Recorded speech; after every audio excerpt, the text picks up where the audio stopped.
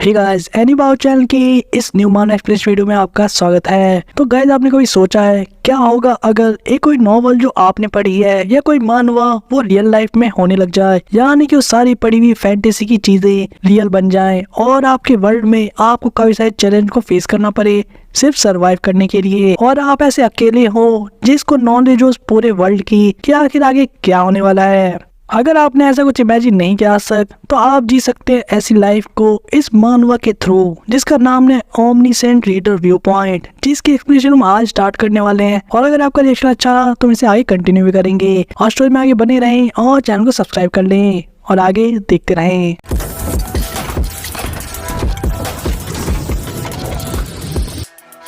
Apocalypse, कयामत या सर्वनाश, इससे अगर बचना है तो इसके सिर्फ तीन ही तरीके हैं। बाकी सभी चीजें खत्म हो जाएंगी और अनक्लियर हो जाएंगी, लेकिन एक चीज बिल्कुल सर्टेन रहेगी कि अगर आप इसको रीड कर रहे हैं तो आप पक्का सरवाइव करेंगे। द एंड, जहाँ हमें पता लगता है कि एक मानवा का ये फाइनल एपिसोड था, यानी कि TLS 123 का। जैसे पढ़ने वाला काफी शॉक हो जाता है देख के कि कैसे ये लास्ट एपिसोड था, और काफी बार भी स्वाइप करके रिफ्रेश करने की कोशिश करने के बाद भी नेक्स्ट चैप्टर नहीं खुलता, जहाँ पे रीडर को लगता है कि शायद अब सही में एंड हो गई स्टोरी का। और हम देखते हैं सारी चीजें जो फोन पे कर रहा था वो पर्सन एक भीड़ भाड़ वाली मेट्रो में बैठा हुआ था, जिसको उतना अच्छा नहीं लग रहा था इस स्टोरी को ऐसे एंड होते हुए देखकर। और हम देखते हैं पहली बार अपने प्रोटैगनिस्ट को भी यहाँ पर, जहाँ वो अपना इंट्रोडक्शन में देता है और बताता है कि कैसे उसका नाम है डोगजा, जिसका मतलब होता है कोरियन में ओनली चाइल्ड या फिर रीडर या इनविलिस्ट, यानी कि जो अकेला रहे। और ऐसे ही मैं अपने आप को इंट्रोड्यूस करता हूँ दूसरे लोग को, और 10 में से लगभग 9 बार लोग मुझे मिसअंडरस्टूड कर लेते हैं, यानी सही से नहीं समझ पाते। जब वो कहते हैं क्या मैं अकेला बच्चा हूँ यानी ओनली चाइल्ड, लेकिन ये उसके नाम का मतलब नहीं है। जहाँ वो लोग सही में जनरली नहीं समझा पाता कि उसके नाम का क्या मतलब है, जहाँ पता लगता है कि इसका नाम था डोगजा किम, जहाँ उसके फादर ने उसे ये नाम इसलिए दिया था ताकि वो आगे चल के बड़ा होके काफी स्ट्रॉन्ग बने और एक इंडिपेंडेंट पर्सन की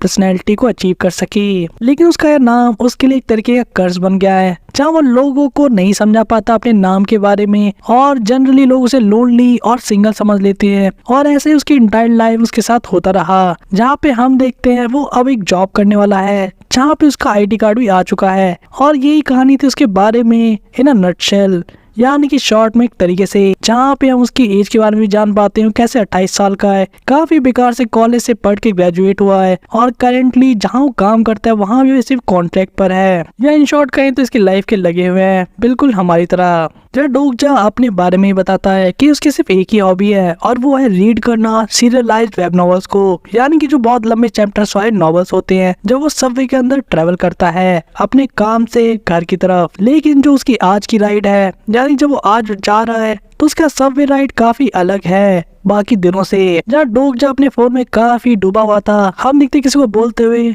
कि ओ माय, अगर इस तरह से तुम देखते रहोगे अपने फोन को तो तुम अपने फोन में ही घुस जाओगे।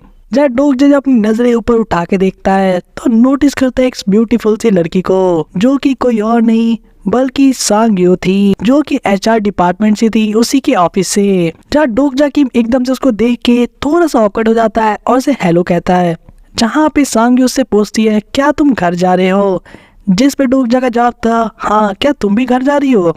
जब सांग्यू इससे एग्री करते हुए हंसते उसके साथ बैठ जाते, कहते हुए कि मैं आज लकी थी, मेरे जो टीम मैनेजर थे वो एक बिजनेस ट्रिप के लिए गए हुए हैं। जहाँ डोगजा को काफी अच्छा फील हो रहा था, क्योंकि जो शैम्पू था, यानी कि सांग्यू का जो शैम्पू था, वो काफी अच्छा स्मेल कर रहा था। वहीं पे अपने मन में सोच रहा था कि उसे सही में बिलीव नहीं हो रहा कि वो आज संग से मिल पाया, जो कि मोस्ट पॉपुलर गर्ल है उनके काम की जगह पर। जब डोगजा कन्वर्सेशन को आगे बढ़ाने के लिए कहता है क्या तुम यूजुअली इसी सबवे का यूज करती हो घर जाने के लिए, जैसे इवेंट पे उसके अपने थॉट्स चले थे कुछ तरीके के कि कैसे जो HR असिस्टेंट मैनेजर है उससे लेकर फाइनेंस टीम के मैनेजर, उनकी लाइन लगी रहती है, यानी कि ऑफिस में जितने भी मर्द हैं वो सभी उसको उसके घर छोड़ना चाहते हैं अपनी गाड़ी में उसको ट्रेवल करा के। जब सांग्यू थोड़ा सा उदास चेहरा बनाती है और बताती है कि एक्चुअली किसी ने उसकी बाईसाइकिल को चोरी कर लिया। डोगजा इस बात सुनकर थोड़ा सरप्राइज होता है कि कैसे सांग्यू एक बाइक का यूज करती थी वर्क प्लेस पर आने के लिए। जब सांग्यू से एक्सप्लेन करती है कि पिछले कुछ टाइम से वो काफी ओवर टाइम काम कर रही है और काफी लेट तक भी, इसे उसने सोचा कि अगर वो साइकिल से आएगी तो उसके लिए एक अच्छी एक्सरसाइज हो जाएगी, और उसके कुछ अपने पर्सनल रीजन भी थे इसीलिए। वही डोगजा इस जवाब को सुन के अपने उन्हें सोच रहा था कितनी क्लोज से इसको देखने के बाद मुझे अब समझ में आ रहा है कि क्यों यहाँ पे सारे लोग लट्टू है इसके ऊपर। लेकिन अगले ही पल वो सोचता है कि इससे मुझे क्या फर्क पड़ता है, मेरी और उसकी जीवन काफी अलग है, दोनों ही डिफरेंट लाइफ को जीते हैं। और अभी के लिए तो मैं आप लोग को बता दूं कि सांग के वजह से आज की जो सबवे राइट है वो डिफरेंट नहीं है।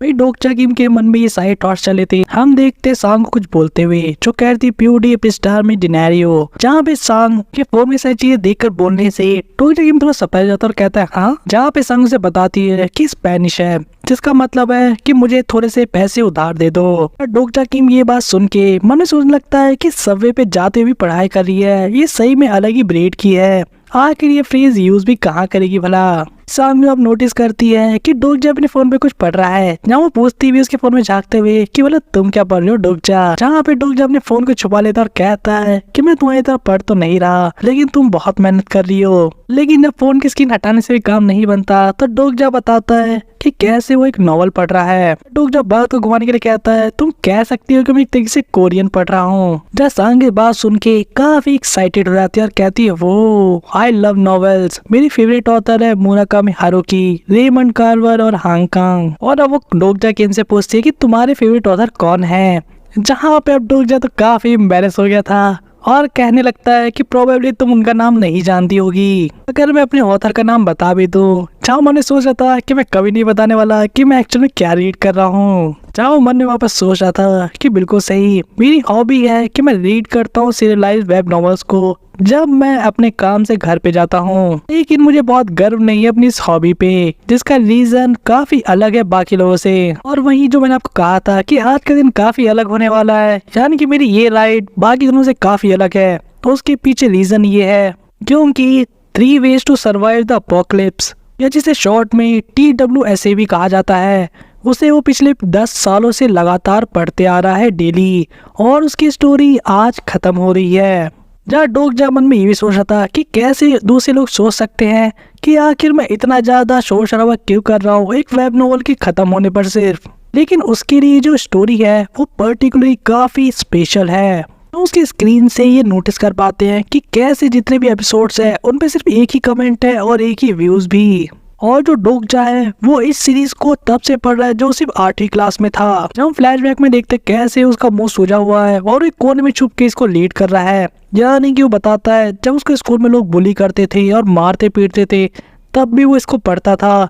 जब वो एंट्रेंस एग्जाम में फेल हो गया था और उसे एक 3rd रेट कॉलेज में जाना पड़ा, यानी कि घटिया से कॉलेज में, तब भी उसे रीड कर रहा था। या उस समय भी जब उसका बैड लक उसके साथ शुरू हो गया और उसे पहुंचा दिया गया फ्रंट लाइन पे, यानी कि मिलिट्री सर्विस के दौरान, जहां आप लोगों को पता होना चाहिए कि साउथ कोरिया में जितने सिटीजन हैं वहां पे सभी मैन को मिलिट्री सर्विस कंपलसरी होती है। और आज के समय भी जब उसका करियर काफी अनस्टेबल है, वो एज अ कॉन्ट्रैक्ट वर्कर काम कर रहा है और वो कंपनी टू कंपनी ट्रांसफर होते रहता है हर कुछ समय में, जहाँ पे डोगजा फाइनली सोचता है कि damn it what's a point anyway, वैसे मेरे पास एक सिंगल हैप्पी मेमोरी नहीं है मेरे पूरे लाइफ की। और फाइनली एक अच्छी चीज थी, यानी कि वो फिक्शियस वर्ल्ड जिसको वो लीड करते आ रहा था उससे जुड़ा हुआ था, वो इतने सालों बाद आज जाके खत्म हो रहा है। यानी कि आज वो दिन है जब वो एपिलॉग पड़ेगा TWS का, जब वो अपलोड हो जाएगा, जहाँ डोगजा के थ्रू में पता लगता है कि कैसे जो ये ग्रैंड सीरियल है, यानी कि जो स्टोरी है, इसके अंदर टोटल 3149 एपिसोड है, जो कि पिछले 10 साल से लगातार चल रही थी और एक एपिक जर्नी की तरफ बढ़ी। आज की शुरुआत में, यानी कि जर्नी की शुरुआत तब हुई थी जब डोगजा लेट टीन्स में था, यानी कि एक किशोर अवस्था का बच्चा था, और आज जब ये खत्म हो रहा है तो वो युवा अवस्था में आ चुका है,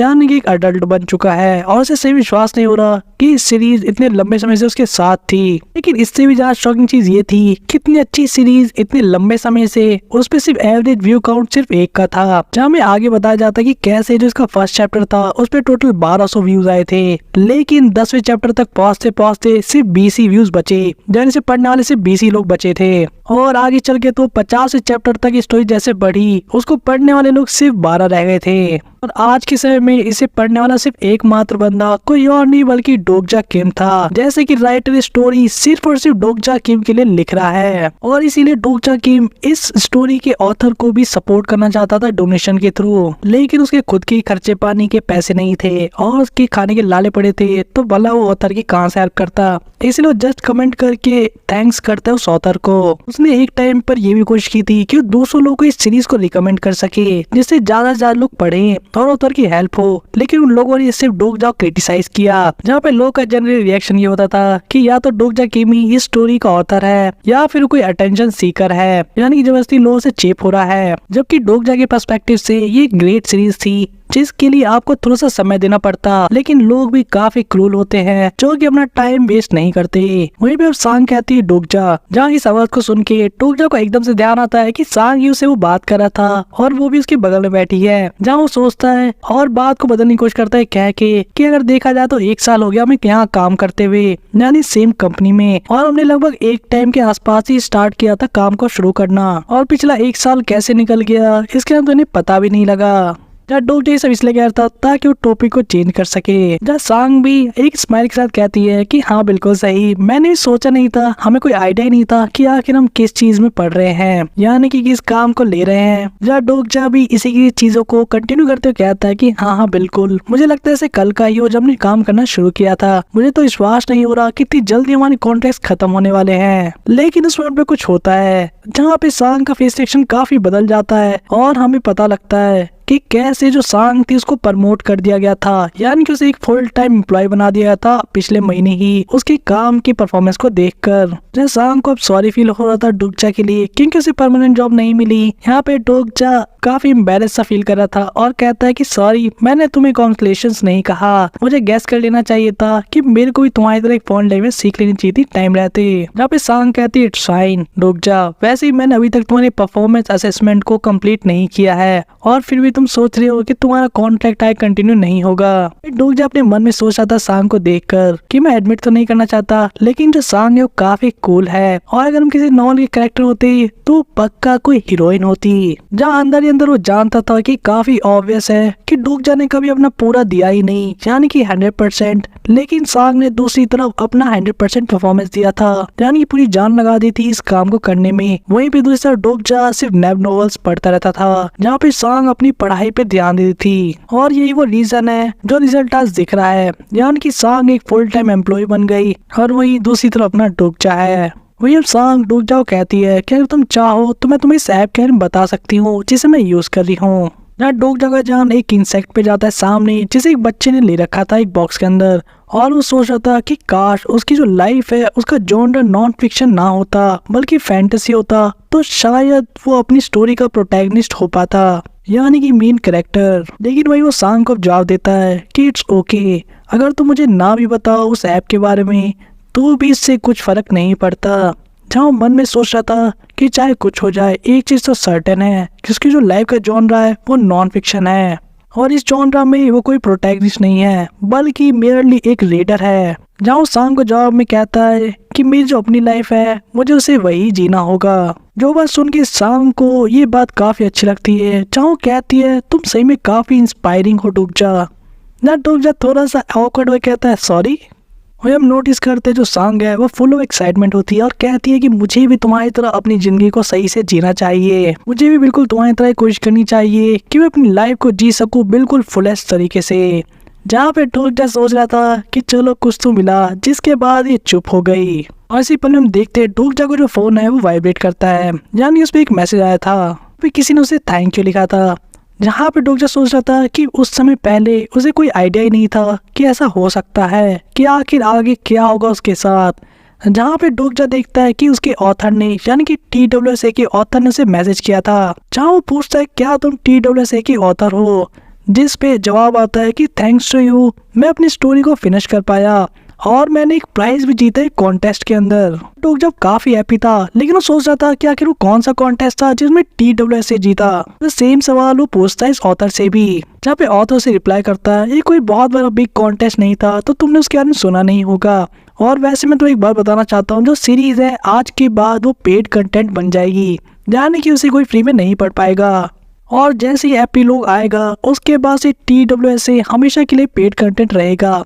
और वहीं पे ऑथर भी एक और चीज़ कहता है, जब उसका कहना था कि as a token of my gratitude मैं तुम्हें एक स्पेशल प्रेजेंट भेजना चाहता हूँ, क्या तुम मुझे अपना ईमेल एड्रेस बताओगे। जहाँ पे हम देखते काफी मिस्टीरियस एंटिटी को, जहाँ डोगजा सोच रहा था कि इस वर्ल्ड के साथ जो होने वाला है वो मैंने कभी सोचा नहीं था। वहीं पे हम देखते मैसेज के रिप्लाई में जहाँ डोगजा पूछ रहा था तुम कौन से गिफ्ट की बात कर रहे हो, जिसपे ऑथर कहता है कि तुम्हारे वजह से मेरी स्टोरी पब्लिश हो पाई। वहीं डोगजा को ये भी लग रहा था कि शायद उस अननोन कॉन्टेस्ट के बारे में ऑथर इसलिए नहीं बताना चाहता क्योंकि उसे एम्बेरेस्ड फील हो रहा होगा। लेकिन आखिर कौन सा प्रेजेंट देना चाहता है, क्या कोई गिफ्ट कार्ड है। जहाँ सोच रहा है अगर उसे $50 मिल जाए गिफ्ट कार्ड में तब तो उसके मजे ही मजे हैं। जहाँ पे तभी उसे एक और मैसेज आता है जहाँ वो देखता है कि यार इससे कौन सा गिफ्ट मिला है। जहाँ ईमेल में ऑथर ने लिखा था कि मिस्टर डोगजा किम आज 7 बजे के बाद से जो TWS है वो एक पेड कंटेंट बनने वाला है, लेकिन मुझे आशा है कि तुम्हें ये चीज मदद करेगी। जहाँ पे डोगजा नोटिस करता है कि इस टाइम पे 6:55 हो रहे हैं और अभी 5 मिनट बचे हैं और उससे सोच रहा था कि क्यों ना अपने फेवरेट चैप्टर्स को एक बार वापस से रीड कर ले।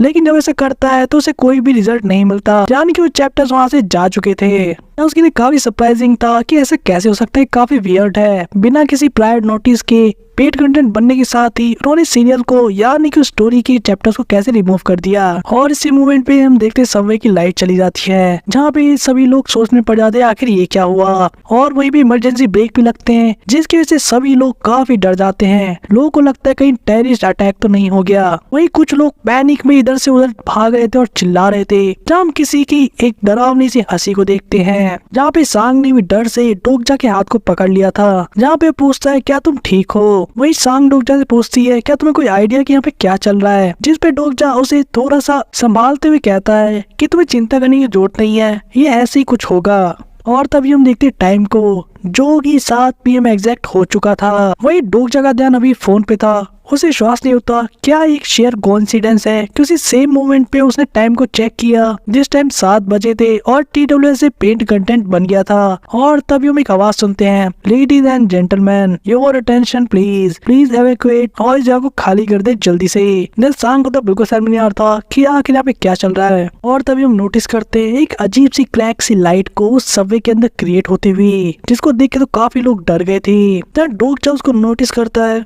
और हमें एक नोटिफिकेशन पॉप अप होते दिखती है जहाँ पे लिखा था जो फ्री सर्विस है 8612 प्लैनेट सिस्टम की, उसका टाइम खत्म हो चुका है और जो मेन सिनेरियो है वो अब शुरू होगा। जहाँ पे सारे लोग काफी हक्के बक्के और डरे हुए थे। वहीं पे जो अपना डोगजा है उसके मन में अभी एक थॉट आया था कि यही वो मोमेंट था जिस टाइम पे उसकी लाइफ का जो जॉनरा था वो चेंज हो गया, यानी कि अब वो नॉन फिक्शन नहीं रहा। किसी ने कहा ये डोकाबी है, ये क्रिएचर जो एकदम से उछल के सामने आ गया है।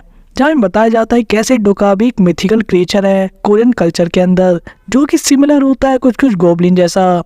वहीं पे सबवे के अंदर लोग काफी पैनिक कर रहे थे और डोगजा और सांग भी सामने देख रहे थे कौन सी लाइट है। वही डोगजा अपने हमने सोच रहा था कि पता नहीं क्यों एकदम से वो सेंटेंस मेरे दिमाग में आ गया इस मोमेंट पर, जहाँ लाइन्स कुछ ऐसे थी कि जो पूरा सबवे है वो रुक गया है, इंटायर कैबिन पूरा अंधेरे से भरा हुआ है। लेकिन फिर डोगजा सोचता है कि ना, सबवे तो बहुत टाइम पे ऐसे करके रुक ही जाते हैं, इसके पीछे कोई और रीजन होगा।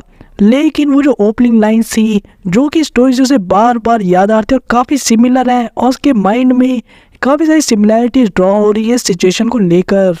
लेकिन भला ऐसा हो कह सकता है, ये चीज कोई सेंस ही नहीं बनाती कि एक डोकाबी रियल में एग्जिस्ट करता है। सांग को देखते बोलते हुए जो कहती डोकाबी, जहाँ पे ये चीज सुनकर डोगजा भी काफी सरप्राइज हुआ था, कहता सॉरी तुमने क्या कहा। वह वापस अपने मन में सोच रहा था कि रियलिस्टिकली स्पीकिंग ऐसा तो हो ही नहीं सकता, ये कम्प्लीटली इम्पॉसिबल है। लेकिन हम देखते हैं जो उसने चैप्टर पढ़ा था जिसमें इसके बारे में बताया था कि 2 छोटे छोटे सींग होते हैं, एक डाउनी सा क्रीचर होता है जो कि अजीब सा गारमेंट और लंबा सा कपड़ा पहनता है जो कि तैर रहा होता है हवा में। जहाँ पे एक्सप्लेन किया गया था कि कैसे काफी विचित्र होता है ये जीव, जिसको हम फेरी नहीं कह सकते लेकिन काफी मैलिशियस होता है, किसी एक एंजल माना जाए, और सेम टाइम पे इतना इनोसेंट होता है दिखने में कि इसको हम डेविल भी नहीं कह सकते, और इसीलिए इसे कहा जाता है डोकाबी। जहाँ पे हम देखते बाकी सारे लोगों को जो कि चिल्ला रहे थे और उस लाइट की तरफ देख रहे थे जैसे कि कोई टेलीपोर्ट हो रहा हो। यहाँ पर सभी लोग यहाँ पे जब देखने में लगे थे, डोगजा को बहुत सारी बातें याद आ रही थी जो कि उसने रीड की थी अपनी स्टोरी में, जैसे कि एंजल, क्रिएचर, मैलिशियस, बहुत सारी चीज़ें जो भी उसने आज तक सुनी थी और पढ़ी थी, और उसको विश्वास नहीं होता कि ऐसा पॉसिबल है। और हम देखते सामने में उस क्रिएचर को आते हुए, जो कि कोई और नहीं बल्कि डोकाबी खुद था। वही डोकजा का मानना था कि सोएन पे फिक्शन और रियलिटी दोनों ओवरलैप करके हैं। वही क्रिएचर कुछ अजीब सी भाषा बोल रहा था जो काफी गिबरिश थी और किसी को समझ में नहीं आ रहा था। यार जो लोग सोच रहे थे इसने क्या कहा अभी, भी कुछ लोग ऐसे भी थे जो अपना फोन निकाल लेते हैं और इसको रिकॉर्ड करने लगते हैं, क्योंकि उन्हें लग रहा था शायद किस नई तरह की टेक है या कोई ऑगमेंटेड रियलिटी। कुछ लोग ऐसे भी थे जिनके लिए काफी अगली था, किसी के लिए काफी क्यूट। लेकिन एक बात तो बिल्कुल सही थी, डोकजा के अलावा और कोई नहीं जानता था कि यहाँ पे क्या चल रहा है एक्चुअल में। और डोकजा को देखने के बाद कंफर्म ये चीज कह सकता था कि डेफिनेटली एक डोकाबी है। और ये उस टाइम पे अपेयर हुआ था एक पैराग्राफ में जब TWSA का चैप्टर चालू होता है। और यही वो क्रिएचर है जिसने शुरुआत की एक ऐसी ट्रेजेडी की जो कि आगे चल के थाउजेंड्स ऑफ चैप्टर्स तक कंटिन्यू रही 3 ways of survive to apocalypse series के अंदर। डोकजा को विश्वास नहीं होता कि उसके सामने जो चीज है वो डोकाबी है। जहाँ उसने अपने फोन को तो काफी टाइट पकड़ रखा था, हम देखते सांग को जिसने कि डोकजा को काफी टाइट से पकड़ा हुआ था, कहते हुए कि शायद ये स्पेनिश बोल रहा है, मुझे कोशिश करनी चाहिए इससे बात करने की। जहाँ पे डोकजा इस बात सुन कहता है तुम्हें पता भी नहीं तुम क्या कह रही हो, और आखिर ये चीज क्या है, क्या तुम इससे कुछ पैसे उधार मांगने वाली हो, क्योंकि यही फेस तो सीखा था सांग ने। जहाँ पे सांग कहते है कि नहीं। वही दूसरी तरफ डोका भी अब इनकी लैंग्वेज में बोल पा रहा था, जहाँ कह रहा था टेस्टिंग टेस्टिंग, क्या सभी लोग मुझे सुन पा रहे हैं। गॉश, ये लैंग्वेज पैच भी ना मैन फंक्शन कर जाता है थोड़ा बहुत। जहाँ पे वो चिल्ला के सबको कहता है क्या तुम लोग मुझे सुन पा रहे हो। जहाँ एक पर्सन जो कि काफी क्लोज था डोकाबी की कहता है तुम क्या करने की कोशिश कर रहे हो। जहाँ डोकाबी का रिएक्शन था हाँ। जहाँ एक पर्सन कहता है क्या तुम कोई मूवी वगैरह बना रहे हो क्या, मैं भी ऑडिशन देना चाहता हूँ इसके लिए। जो वह सुन के ये बंदा हंसने लग जाता है, यानी कि डोकाबी कहता है ऑडिशन मूवी इस टाइम पे, हा हा हा तुम सही में काफी फनी हो, मुझे सही में काफी रिसर्च करके यहाँ पे आना चाहिए था। और लोगों ने मुझे कहा था कि यहाँ के जो ज्यादातर कस्टमर है वो तभी मिलेंगे जब मैं इस जगह को 7 बजे के बाद पे वॉल के पीछे कर दूंगा। जब एक पर्सन पूछता है कि क्या तुम किस बारे में बात कर रहे हो, वही अब डोकाबी सभी को कहता है कि प्लीज मेरी बात को ध्यान से सुने और काम डाउन हो जाए, क्यों ना तुम लोग एक सीट लो और मेरी बातों को ध्यान से सुनो, मैं काफी इंपॉर्टेंट चीज बताने वाला हूँ तुम लोगों को। अब हम कुछ इम्पेशेंट लोगों को भी देखते हैं जो चिल्ला रहे थे, कह रहे थे क्या चल रहा है यहाँ पे, जल्दी से ट्रेन को चालू करो, तुम ऐसा नहीं कर सकते बिना हमारी कंसेंट के। किसी का कहना था तुम हमें कंपेंसेट कैसे करोगे जो टाइम तुम हमारा बर्बाद कर रहे हो। वहीं पे एक छोटी सी बच्ची थी जो अपनी मम्मी से पूछ रही थी मम्मी क्या एक कार्टून है। सभी लोग के अलग अलग ओपिनियन थे और सभी लोग चिल्ला रहे थे और अलग अलग बातें कर रहे थे। अपना डोकजा किम सोच रहा था कि मुझे पता है, मैं अब सर्टेन हो चुका हूँ कि एग्जैक्टली स्टोरी यहाँ से कैसे आगे जाने वाली है, मुझे इन लोगों को रोकना होगा, लेकिन कैसे। वहीं पे सांग जब आगे बढ़ रही थी डोकजा उसे पकड़ लेता और कहता है कि सांग आगे मत बढ़ना। जब सांग कहते तुम क्या कहना चाह रहे हो, वहीं पे हम देखते डोकाबी को जो कि हंस रहा था और कहता श्योर यहाँ पे काफी नॉइजी है, यानी काफी शोर शराबा है ना। और तभी हम देखते हैं इस क्रिएचर को काफी खतरनाक होते हुए जो कि सभी को डांटते कहता मैं तुम्हें कहा ना कि तुम लोग को बिल्कुल शांत हो जाना चाहिए। जो कहने के साथ ही अगले पल हम देखते एक पर्सन के दिमाग को यानी उसकी ब्रेन को स्प्लेटर होते हुए और फटते हुए, और अगले पल उसकी बॉडी के साथ भी ऐसा ही होता है जो कि सभी लोगों को अंदर तक डरा के रख देती है और लोगों की रूह कांप जाती है। उसके बाद जो हंसी डोका भी हंसता है जहाँ कहता है कि हम कोई मूवी फिल्म नहीं कर रहे, हाँ ये कोई सपना है। जैसे सेम उन पे काफी सारे लोग जो कि परेशान करते थे डोकाबी को, हम उन सभी के साथ वही सेम चीज होते देखते हैं, यानी कि उन्हें फटते हुए देखते हैं किसी गुब्बारे की तरह। जहाँ पे डोकाबी कहता ना ही ये कोई नॉवल है और ये वो रियलिटी तो पक्का नहीं है जिसके साथ तुम लोग अभी तक फेमिलियर हो या तुम जानते हो। क्या तुम्हें मेरी ये बात समझ में आई। वही डोकजा जो कि सांग को बचा के रख रहा था उसको अब गुस्सा आ रहा था, जहाँ पे वो मान लेता है कि मुझे काफी नफरत है इस बात को मानने से और एडमिट करने से, लेकिन ये सब कुछ सच्चाई है और ये सही में हो रहा है। मेरे जितने डाउट थे वो सारी चीजें अब खत्म हो चुकी हैं जब मैंने देखा कि ये फ्लोर कितनी जल्दी खून से सन चुका है।